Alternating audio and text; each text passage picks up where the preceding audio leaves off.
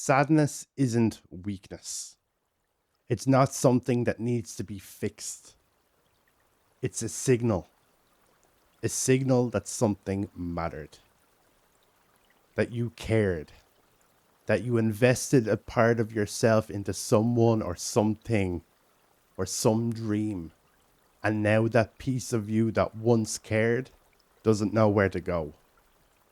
We really only feel sad about the things that once gave us joy. That's what makes sadness so confusing. It's like grief's quieter cousin. We will talk about grief in another video. It reminds us that we once held onto something worth losing. People often tell you to cheer up or look on the bright side. Remember the good times or simply don't think about it. And they mean well, but sadness itself doesn't have an on-off switch. It's like a tide. You can't stop the tide by shouting at the water. Sometimes you just have to sit on the shore and let the waves wash over you until the water calms itself. I remember a time when the sadness felt endless. It wasn't just the one big heartbreak, the one big dramatic event. It was a slow building collection of hurts. Little disappointments, small rejections, people drifting away, plans falling through. Some felt tiny, others much, much bigger. But on their own, I could have managed with any single one of them. But together, they weighed me down like a wet coat I couldn't take off. And then that thing happens that tips you over the edge. That one thing. And I did what most people do. I tried to outrun it. I kept busy, I worked harder, I scrolled longer. I tried to say yes to everything. I tried to drown it out with noise. But sadness is patient. It doesn't leave when you ignore it. It waits for the quiet moments. When you're alone. When your phone battery dies. Or when the night is just a little too long. Then it whispers, I'm still here. It took me a long time to realize, though, that sadness isn't the enemy. It's a messenger. It's your body saying you've been carrying too much. Please slow down. Sadness asks for your attention, not your avoidance. Now, psychologically, sadness has a purpose. It's your mind's way of helping you process loss. Any kind of loss. When you lose a person, a relationship, a dream, or even a version of yourself that you thought you'd become, sadness steps in to help you adjust. It slows you down, it forces reflection, it gives you time to let go. When you're sad, you don't want to move. You don't eat much. You lose motivation. That's not laziness. That's your body redirecting energy inward so you can heal. It's your system saying, stop trying to fix things you have no control over and take care of yourself. But here's where it becomes dangerous. When we refuse to feel the sadness. When we hide it, bury it, pretend we're fine. It doesn't disappear. It hardens. It sinks deeper, where it can start to feel like depression. Sadness is meant to flow through you. Depression is what happens when it gets stuck. We will talk about depression in the next video. When sadness comes, most of us reach for a distraction. We scroll for hours, we drink, we binge watch. We tell ourselves, I'll deal with that later. But the thing is, later never comes.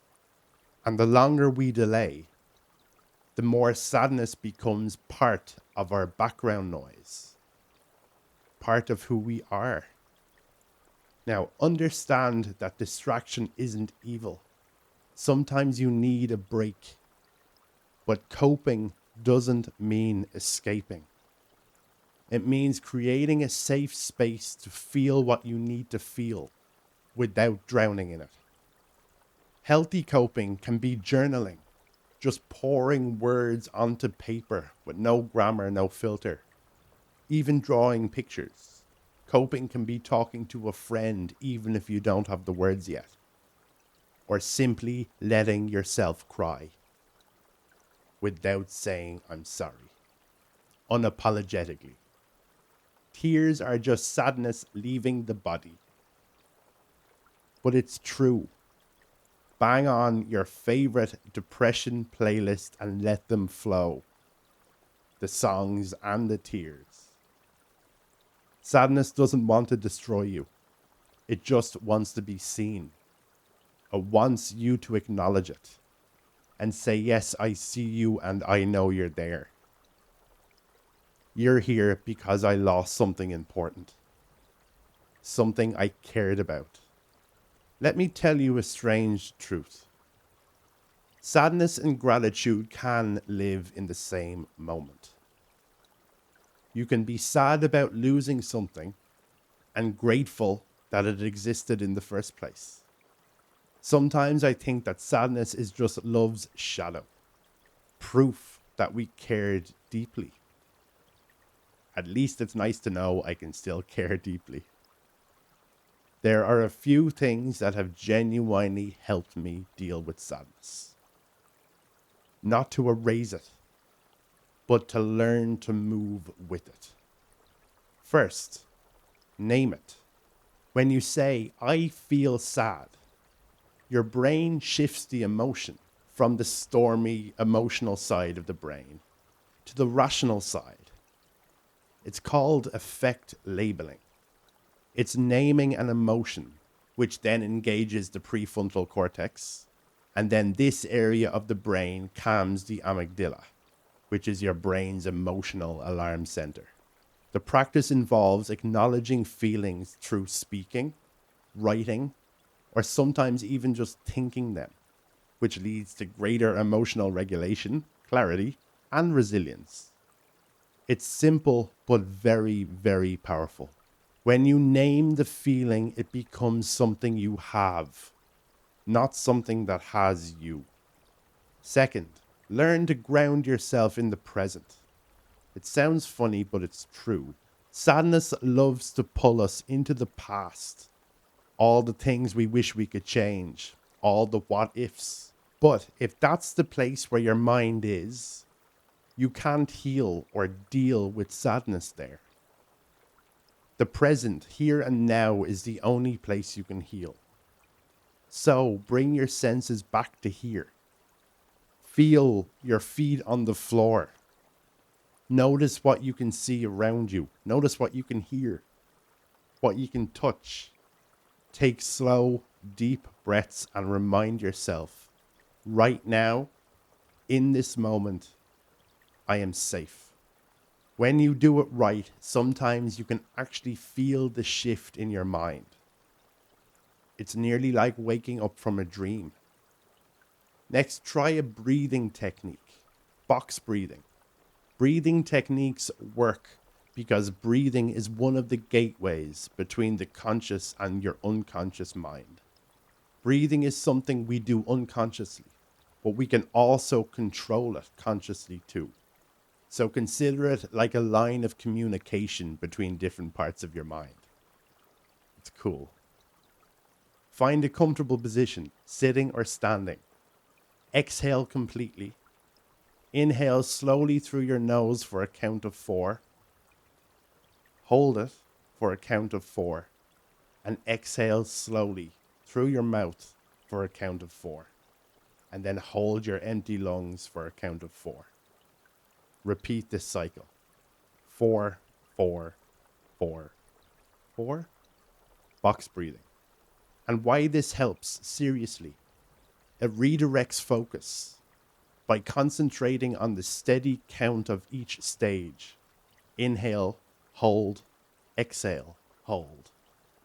You divert your mind's attention away from racing thoughts and past and future worries. It serves as an anchor. The breath becomes a tangible and immediate point of focus, anchoring you here rather than getting lost in your thoughts. Breathing techniques also calm the nervous system. The slow, deep, and deliberate breaths have a calming psychological effect, which makes it easier to stay present and less reactive to stress. It improves mindfulness. Consistently using a breathing technique can build a stronger muscle of emotional regulation and awareness, making it easier to deal with all this stuff we're talking about. Third, keep a gentle routine. When sadness lingers, even basic things feel hard, but structure gives the day shape. Eat a meal, a proper meal. Open the curtains. Take walks. Walking and exercise in general releases dopamine and endorphins, two of your body's happy chemicals. Endorphins are natural mood boosters and pain relievers, while dopamine is a neurotransmitter that helps you regulate motivation, pleasure, and drive. And this is not really about being productive. It's about signaling to your body that life is still moving. So you should be fine to move with it too. And fourth, creative release. Sadness is energy with nowhere to go. So give it an outlet. Write, paint, take photographs, play music, film videos. It's close to home. When you express sadness creatively, it stops being chaos and becomes meaning. It's what I'm doing here. And finally, connect. Sadness often tries to isolate us. It's good at it too. It tells us we're the only ones feeling this way, but you're not. Everyone you meet carries a story that could make you cry if you heard it fully. So reach out to someone, anyone. Sometimes the smallest connection, a message or a walk or a call, it can remind you that the world is still warm. Here's something I want you to think about. When you're sad, don't ask, how do I stop this feeling? Ask, what is this feeling trying to tell me or teach me? Sometimes, usually, sadness is pointing to a part of you that needs attention, or a boundary that's been crossed, or a truth you've been avoiding, or something you've been denying. Denial, denial, denial. I'm good at denial. Sadness doesn't disappear. It changes shape. It might become depression, hopefully not. So it becomes acceptance. It becomes wisdom. It becomes a scar that reminds you that you've healed before and you'll heal again. The trick is not about beating sadness. It's about learning to walk beside it. To understand that being human means carrying both the shadow and the light at the same time. If you never allow yourself to feel sad, you'll never truly understand joy. They're two sides of the exact same coin, and you can't have one without the other. So if you're in that place right now, sad, tired, maybe just a little lost, remember, this isn't forever. It does feel permanent, but it's not. You're not broken, you're healing, and healing takes time.